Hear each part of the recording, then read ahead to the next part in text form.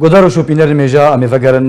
مجارا رواندنا زاروکان لی روجاوای کردستان بتایبت گو اوه چند روژن جاره کدن جوان شورشگرین سر پککه و دو زاروکین جر 18 سالی رواندنا و تولیدشگریا ناچار کرنه نها جبوگن گشکرنا ویم جاره ما میوانداریا مامستا محمود برو سروک خواجهیا انجمن اجتماعی کردی لنروژی کریا مامستا محمود بخیر هاتی دیدم که دا کو حول تینه کرن دانستاندن کردی جاره کدن روجاوای کردستان دست بکن دوباره جوانین شورشگرین سر پککه و دست به پروسه رواندن زاروکان لشکر کرنا وان کرنه نریناته ده او یک چاواتش رو وکرن و نرخاندن سلاب و ریز جبوه و تماشاوانا و شوپینر دزگه هاویا پیروز براستی بری هر تشتی هم دخوازم بزلالی بیجن یعنی مثلا یک بونا مالا کرد دنرینا مده و دکاری می روزانه ده تشتکی پیروزه لی یک بونا مالا کرد لگل کی لگل وی انسانی کو بروجیش مرد به مرحبا و ایواری دمو جعوی خود گری زاروکی مدروینی اب حالا یک مزنا براستی یاد دوا از ماسک دیالوگی دنابا خو کی در دینم دما کو از دست دیالوگی دکم لنگی وی بریز دست بکم شکستینا جار دی سج اکتر و ریبری وی طرفی کو ام دخوازن یک بونا مالا کرد بوار چیکن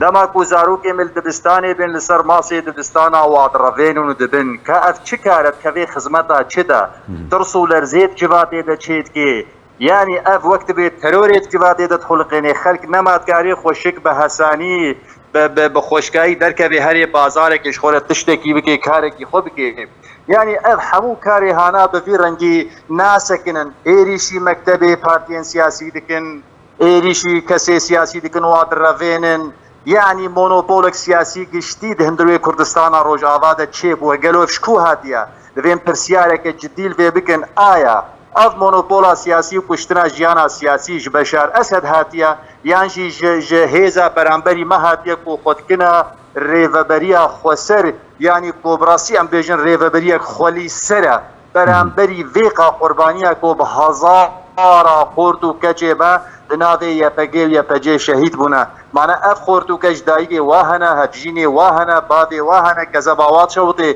گلو کس نین دستی خداین سردمیر خلبا بپرسه به افری بری های جوت افری بری شاش چتن بسری دی ملتی وقتی ام وید بیجن یکی درکویج آنیش که یکی گو فیداویج و های پراج واد خوی تجارت و بازرگانی سرناوی واد که ویج مرا بیجن اون سر شهیدات اشتغلن اون زمان دریجیات کن نخیر او شهید منه و ام بجنا خل برواد طوینن لی ام تکارن عین خوبکنا زمان دریج برانبری وکوه کوفات جنایتکاری دفشیرن و خلقی برب تروری و کوملگه که عسکری تاری دبن براستی آرمنجک حقیقی نینه که علیج بو مسئله یک بونا مالا کرد جبر قدام عمیده ببن یک او تین دبن و ماسی دشکین لنگیوی زاروکی مدروینن جیانا می سیاسی کجن مونوپول دکن کسایتی می ناصراو دروینن واتا آرمنجک سرکی مایا او بشي بتشوك شملتي مال هريمي ماي او جباز بدي وبكذا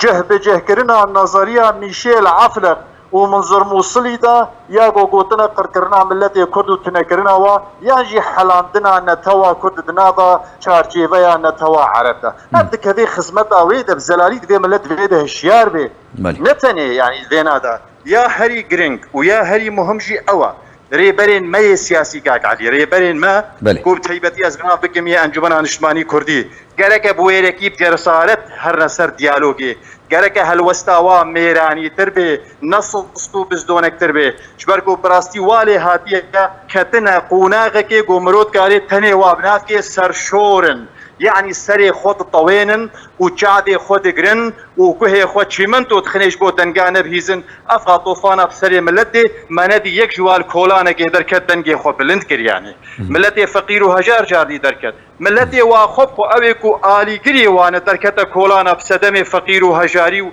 ومالويراني ايمد مالي خود رونشتينا يعني جيانك پادشاهي دكن ترمبيل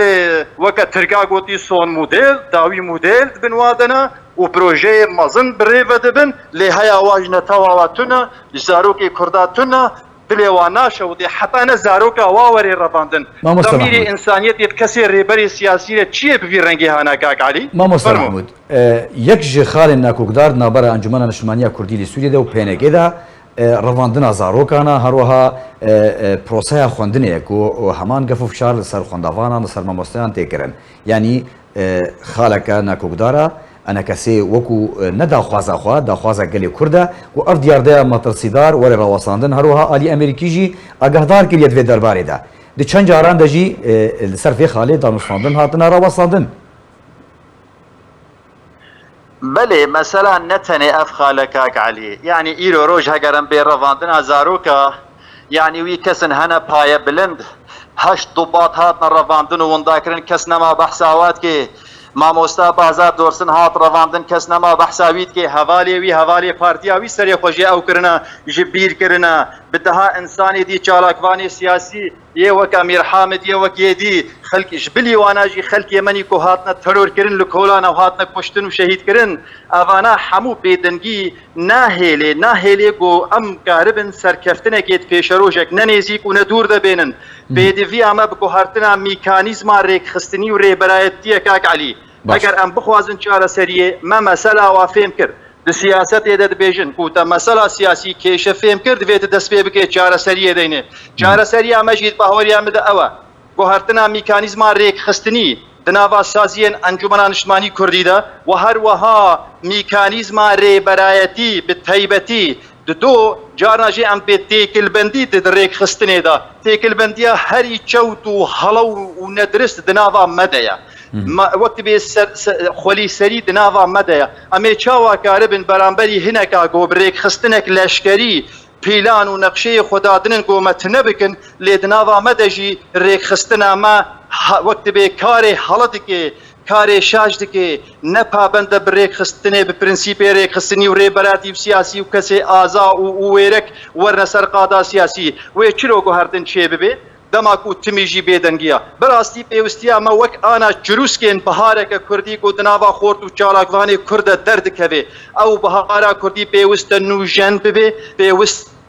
پال پشت ببێ پێویستە ئاریکاری ژێوەرێ خستن و ئەم بانگا خۆ نەتەنێ دەکهێنە ئەنجومەنا نیشتمانی گۆ بکەوێ میکانیزمەکە کارێکی چالاک هەندروێ کۆڵانەدا ئەم بانگا خۆ دەکهێنە باشووری کوردستانێژی ئەو بێژن ئەو حەلیفێمەی سەرەکی کۆ بەهۆریامە بووە هەیە ئیدیت vê ئەوێ دە پێنگاوێن ڕاستیێ بدن پێنگاوێن عملی وەک دەبێت لەسەر عەردێ بدن تۆفانە گۆ بسەرێ مەتێ بسەرێ واژی تێ مەیزەکن چلو ئێریش لەسەر واتێن پێشمەرگا تەرۆر دەکەن ماگەلۆ تیژا ڕۆژێ من نکاریە ناو لەبێ بکن ji bilî navê birakujiye binavê birakujiye ya em ê vê birakujiye nekin kes ji me naxwaze neynoka insanê Kurd xwîn jê were lê wextê ew mitkujê maz ne birayî me mitkujê çima xelkek nabêje hûn birakujiye dikin ev ji newêrekiyê tê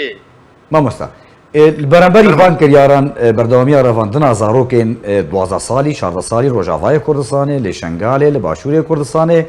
li Rojhilatê Kurdistanê li beramberî vê diyardeya metirsidat bi revandina zarokan her wiha kiryar û êrişên têne kirin li ser pêşmerge li ser têkdana doza Kurdî li Kurdistanê bigiştî li beramber de gelê Kurd çi jê tê xwestin gelê Kurd yekbûna biryara siyasî û armanca siyasî jê tê xwestin di pileya yekê de yekbûna helwesta siyasî gelek giring e yanî meyzeke mixabin kak Elî em wek Encumena Niştimanî Kurdî li Sûriya em ê li şûna yek helwesta siyasî ji me derdkevê şeş helwestê siyasî ji me derdkevin qey ne eybe ji me re قەیگەل و ئەفتێ ناگەهن کو divê berdevkekî me siyasî hebe helwesta siyasî bi hostayî derxê kolanê û beramberî vakiryarên qirêj û çewt rawestê qey rast de tê nagihin yan jî berîka hineka ji wana germa ne xemawaye ne xak û ne niştîman û ne zarokê xelkê û ne yekbûna mala Kurd zelalî divê vir de bê kak Elî eger em nikaribin yekbûna xwe siyasî em nikarin li gel PKK bibine yek tamam baş e çend partiyê siyasî dîke hene hindirwê encûmenê de ew xwe xwe jî behweriya te bê heta vê deqê jî bi ciddî neyekin her yekî şiklekî dibêje her yekî pêngavekê didê her yekî helwestekê didê delîlê ku xirabûna prinsîpên rêkxistinî û mîkanîzma wê di nava wê de tunê kes li vê navê xwedî پێویستیە گۆ کۆر و سمینارێ مەزن لەسەر وێ چێ ببن ji بۆ وا کەساوا ببنە ورکشۆپا و بوا بتنە فێمکردن بێ اون چتکن اون چ ماڵوێرانیە بسەری کورداتکن بڤی ڕەنگی هانا ئەم دگارە هەنێکی بقووەت لە کۆلانێ بەرامبەری باکریارێن قڕێژ ڕاوەستن ئەگەر نا دەربەی وێنا ئەف کارێک گۆ دکن وێ بەردەوام بن وێ خراپترشی بکن هادۆ پێرگێلتر بەسپیە هەواڵێ ما چەندەکە چەند زگورد ژوایگرتن ئەوێ گۆ ناوێ خۆتکنە جوانێ شۆرەشگر بتەسگرتن لۆ هێریشی مەکتەبێ گرتن دەکات چ بسەرێەوە هات چ کردن چ ژواکردن سبەت سبەیەوە بنە جەمخوا مەرحەبا چینم کوورێکەکەینە دە هەرم دەی ناکرەوە بچن عین وەک شێوازێ دانوستاندنا بەعسیا بزڕتکێ خۆرە بچەتەیە خۆرە کو ئەو بناکێ ئەرک ددانە بەرواناو دکردن و پشتە بەردان سیناریۆ لەسەرەوە ئاواتکردن ئەف گەلێکی گرنگە کاکعلی پێویستی ئەمە بەهارێک کوردی هەیە بۆ بڕاستی وا کەسێ ولۆ دناو مەدەژی و دناو وادەژی بەرپیاپینش بەرگۆ ئەم ئومێدەکمە هەیە کو هەن کەسێ پاقش دنابوادە هەنە هەن کەسێ فەقیر و هەژار دنابوادە هەنە دایکێ شەهیدا وختێ زارۆکێوا شەهید کەتنش بۆ کوردستانێ چوون نەش بۆ قەپال و مەپال و یێدی و تڕەماش چوونش بۆ کوردستانێ چوون هێوی ئەمەلوەرێک و ئەو دایک و هەستامە و هەستاوا بکێ قوناغەکە یەکترتی وەم کاربن بەهارا کوردی وەکت بێ گەش و گوڕ بکن وا کەسا لە پێشیا خۆاتن وەم کاربن ئەرمەنجێ ملەتێ خۆ پێک بێنن باشەمەکی زێر دەولەتێ دنیا ئەمانێکی بۆستان حرەکەت بکن مامۆستا محمود ڕەواندنا زارۆکان دەتەمەنێت 12 ساڵیدا 14 ساڵیدا لەشکەرکردناوان بەرژەوەندیە گەلێ کوردەیە گەلۆ یانژی ئەگەر ئەف نفش بێخواندن بێ زانەبوون مەزن بێ باشە کیژان بەرژەوەندیە زارۆکێن گەلێ کوردێ ڕۆژاوای کوردستان ئەنگۆ لە کوردستانی بگشتی ینی چێک یانژی خواندن بله بنسبەتی vê meselê yani tiştekî zelal û xuya heye çi hêzek û saziyek û rejîmeke diktator û faşîst bê ku bixwazê berdewamiya desthilatdariya xwe bike wê komelgehê bike komelgehek leşkerîtarî yani eskeretil mujtema dema ku kira komelgeha leşkerîtarî dûr da demançe dişteğilê dengê çand û hunerê nematê demançe dişteğilê Kilaşnîkov dişteğilê muxedîrat dişteğilin revandin dişteğilê cihil nezanî dişteğilê zanyarî dîwar li pêşiya wê têne avakirin zanko û medrese û dibistan û ewana zehmetî û alozî li pêşiya wa çê dibin û îro roj em di wê rojê re em di vê rewşê re derbas dibin kakalî listekî zelal e ne di xizmeta millet de ya ne di xizmeta netewame de zelal e xizmeta dijminê dagîrgerî Kurdistanê de her çar parçeyê wa gelek spas مامۆستا محمود برۆ سەرۆکی خۆجەیە ئەنجومەنە نیشتیمانیە کوردی لێنەر ڕوژێ gelek spas لەسەر بەشداریاتە و تو میێوانێ ڕێباز نیوز بوو